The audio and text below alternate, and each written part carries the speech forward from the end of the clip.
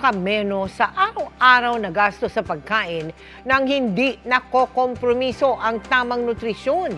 Sinisikap ng ilang magulang sa Gainza sa Camarines Sur na magtanim sa kanilang bakuran. Katuwang dyan ang inyong GMA Kapuso Foundation na namahagi ng vegetable seeds at nagturo rin para mapanatili ang kalusugan ng kanilang mga anak.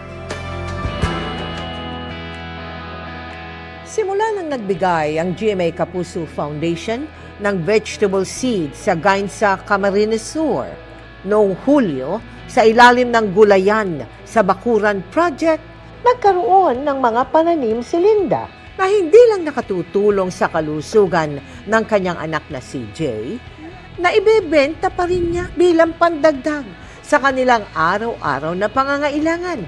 At kung may sobra pa, ipangbibili niya ulit ng vegetable seeds. Yung pechay, 50 kilos ang isang kilo. Binili ko ng fertilizer, tapos tsaka pantanim ulit para dumami. Para di maputol, sige-sige lang tanim.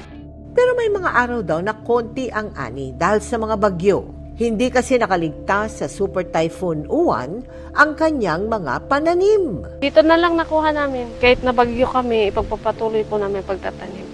Bahagi ng Give a Gift, Feed a Child ang ating Gulayan sa Bakuran Project. Hangad kasi natin ang bawat bata ay magkaroon ng tamang nutrisyon. Ang Gulayan sa Bakuran is to make sure na maging sustainable yung feeding program natin at magkaroon ng food security yung mga bata.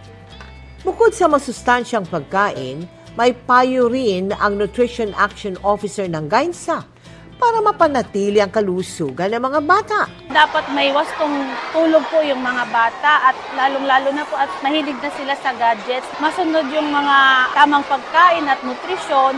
Yung mga bata po ay lalaking healthy, matalino po, masigla at hindi antukin.